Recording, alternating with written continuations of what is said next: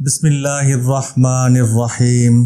آج رات صرف 111 مرتبہ یہ آیت پڑھ کر تکیے کے نیچے پھونک مار کر سو جائیں۔ صبح اٹھ کر دیکھیں گے تو اسی تکیے کے نیچے آپ کی من چاہی دولت پڑی ہوگی۔ یہ آج ایک ایسا عمل آپ کو دے رہا ہوں کہ جس کے کرنے سے ہر قسم کی حاجت پوری ہو جاتی ہے۔ انسان کے دل میں ہزاروں خواہشیں ایسی ہوتی ہیں کہ جن کا پورا ہونا بہت مشکل ہوتا ہے، اور انسان کی لاتعداد کوششوں کے باوجود بھی وہ خواہشیں پوری نہیں ہو پاتی۔ مثال کے طور پر اچھا روزگار پانا۔ بہت سے لوگ ایسے ہیں جو غربت میں زندگی گزار رہے ہیں، جن کے روزگار کے مسائل ہی حل نہیں ہوتے۔ میں خاص طور پر ان لوگوں کی بات کر رہا ہوں جو پڑھے لکھے نوجوان ہیں، جن کو جاب نہیں ملتی، جو نوکری کی تلاش میں در در بھٹکتے ہیں۔ اور بعض میرے بھائی بہن ایسے ہیں جو زیادہ پڑھے لکھے نہیں ہیں،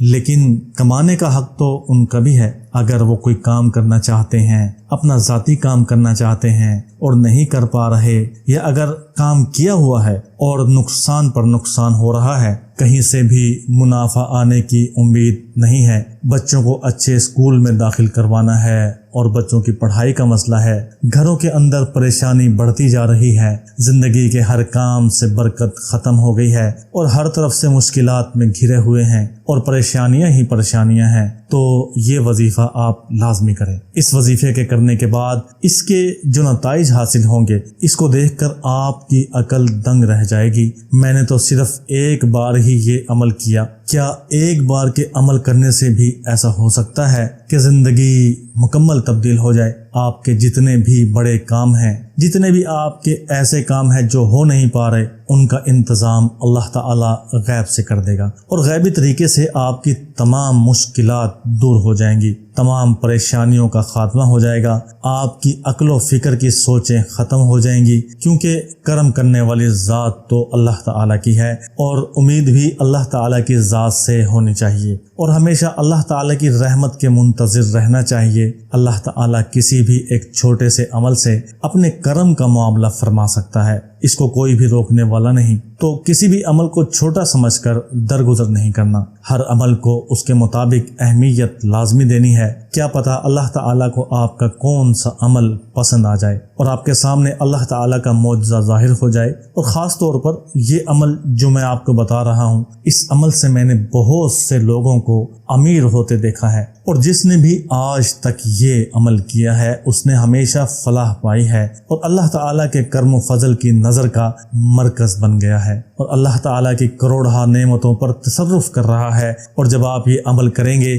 اگر آپ نے یہ عمل صدق کے دل سے اور دلی سچائی سے کیا، تو آپ کھلی آنکھوں سے مشاہدہ کریں گے کہ کیسے اللہ تعالیٰ آپ کے تمام بگڑے کام سنوارتا ہے، اور آپ کے دیکھتے ہی دیکھتے آپ کے تمام روزگار کے مسائل حل ہو جائیں گے، اور آپ خود حیران ہو جائیں گے کہ یہ کیا ماجرا ہو رہا ہے، میرے سارے کام خود بخود کیسے ٹھیک ہو رہے ہیں، میں نے تو ابھی کسی کام کی ٹھیک کرنے کا سوچا بھی نہیں۔ بس ایسا ہی یہ عمل ہے، ایسی ہی اس عمل کی تاثیر ہے، ایسا جاندار یہ عمل ہے کہ اس کے کرنے سے آپ خود دیکھیں گے کہ زندگی بھر اعتماد بڑھ جائے گا۔ ابھی تک جو مایوسی ہے زندگی پر چھائی ہوئی تھی، ان کا خاتمہ ہو جائے گا، اور معجزاتی طور پر آپ کی زندگی ایک ایسی ڈگر پر آ جائے گی کہ جس کا آپ نے سوچا بھی نہیں ہوگا، کیونکہ معجزات کرنے والی ذات تو اللہ تعالیٰ کی ہے۔ ہمارا کام تو صرف شکر ادا کرنا ہے۔ اللہ تعالیٰ ہمیں ہر وقت اپنا شکر ادا کرنے کی توفیق عطا فرمائے۔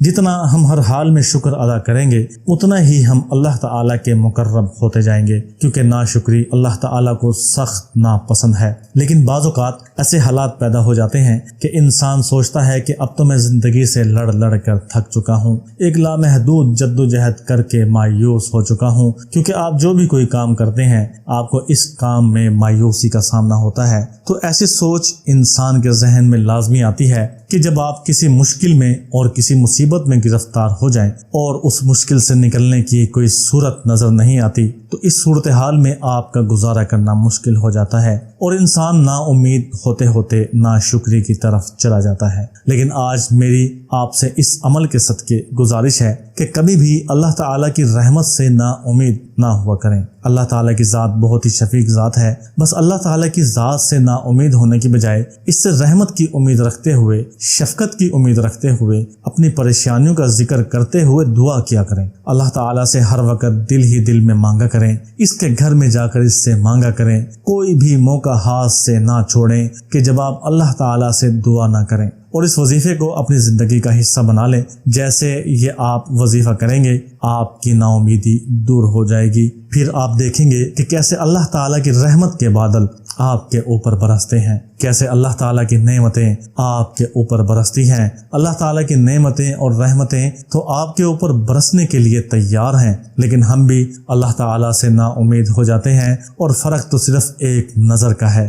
جیسے ہی اللہ تعالیٰ کی رحمت کی نظر آپ کے اوپر پڑی، آپ کے تمام کام، بگڑے کام سنور جائیں گے۔ جو بڑی سے بڑی پریشانیوں کا آپ کو آج تک سامنا ہے وہ دیکھتے ہی دیکھتے چٹکیوں میں حل ہو کر آرام اور سکون میں تبدیل ہو جائیں گی، کیونکہ اللہ تعالیٰ تو ہم سے چاہتا ہی یہی ہے کہ ہم اللہ تعالیٰ کی طرف رجوع کریں، اسی کی عبادت کریں اور ہمیشہ اسی سے اپنی پریشانیوں کا اظہار کریں اور اسی سے مانگیں۔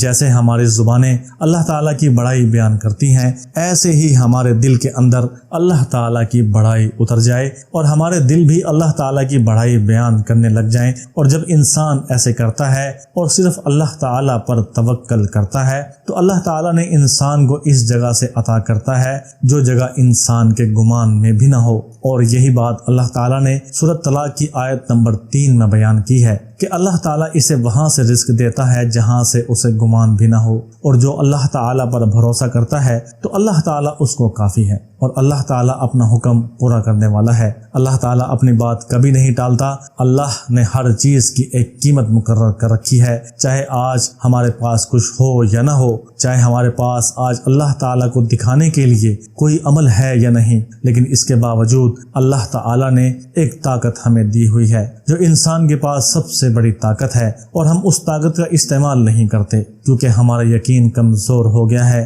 ہمارا اعتقاد ختم ہو گیا ہے۔ وہ طاقت دعا کی طاقت ہے، اور اس طاقت کے استعمال کرنے کی کوئی قید نہیں۔ ہم اللہ تعالیٰ سے کسی بھی حالت میں دعا کر سکتے ہیں، آتے جاتے، اٹھتے بیٹھتے، چلتے پھرتے، ہر حالت میں ہم اللہ تعالیٰ سے دعا کر سکتے ہیں۔ اب یہ لازوال طاقت کیسے ہے؟ اس کی وجہ یہ ہے کہ انسان کی مانگی ہوئی دعا ضرور قبول ہوتی ہے۔ بہت سے میرے بھائی بہن یہ سوچتے ہیں کہ ہماری دعائیں تو قبول نہیں ہوتی۔ میں آج ان کو بتا دیتا ہوں کہ اس بارے میں ان کی رائے ٹھیک نہیں ہے۔ اللہ تعالیٰ انسان کی دعاؤں کو نہ صرف سنتا ہے بلکہ ہر دعا کو قبول بھی کرتا ہے۔ فرق صرف یہ ہے کہ اس دعا کا اثر ظاہر کرنا اللہ تعالیٰ کی حکمت ہوتا ہے، یا تو اللہ تعالیٰ اسی وقت انسان کی مانگی ہوئی دعا کا اثر ظاہر کر دیتا ہے اور انسان کو اس سے لگتا ہے کہ میری دعا قبول ہو گئی ہے، یا دعا کے ذخیرے کو آخرت کے لیے بچا کر رکھتا ہے کہ جس کی وجہ سے انسان کو لگتا ہے کہ اس کی دعا قبول نہیں ہوئی۔ ایسا نہیں ہے، وہ دعا قبول ضرور ہوئی ہے،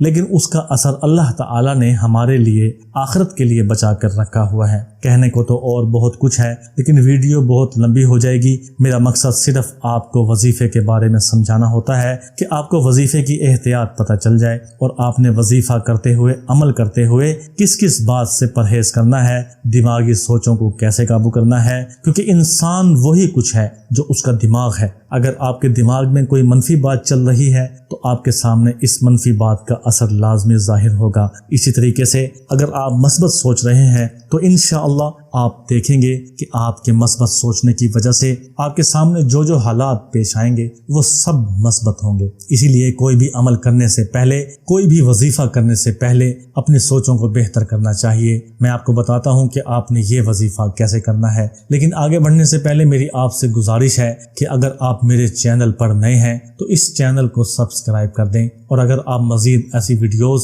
وظیفے کی دیکھنا چاہتے ہیں تو میرے چینل پر پلے لسٹ کی سیکشن میں جا کر دیکھ سکتے ہیں۔ یہ وظیفہ رات کو کرنے کا وظیفہ ہے، سونے سے پہلے آپ کسی وقت بھی یہ وظیفہ کر سکتے ہیں، لیکن وظیفہ کرنے کے بعد آپ نے کسی سے بات نہیں کرنی۔ سب سے پہلے 7 مرتبہ درود شریف پڑھ لیں، اس کے بعد ایک تسبیح استغفار کی کرنی ہے، پھر 111 مرتبہ حسبنا اللہ و نعم الوکیل نعم المولا و نعم النصیر پڑھنا ہے، اور پھر آخر میں 7 مرتبہ دوبارہ درود شریف پڑھنا ہے۔ خیال رہے کہ یہ تسبیح کرتے ہوئے آپ نے کسی سے بات نہیں کرنی، اور تسبیح کرنے کے بعد بھی سونے تک آپ نے کسی کے ساتھ بات نہیں کرنی۔ اب اس تسبیح کو مکمل کرنے کے 2 طریقے ہیں، یا تو آپ نے جس تسبیح پر آپ نے یہ آیت کی تسبیح کی ہے اس تسبیح پر پھونک مار دیں اور تکیے کے نیچے رکھ دیں، اور اگر آپ نے ہاتھ کی انگلیوں پر یہ تسبیح کی ہے تو پھر آپ تکیے کے نیچے پھونک مار کر سو جائیں۔ انشاءاللہ صبح جب آپ اٹھیں گے تو آپ کی زندگی تبدیل ہو چکی ہوگی اور دولت کے انبار لگے ہوں گے۔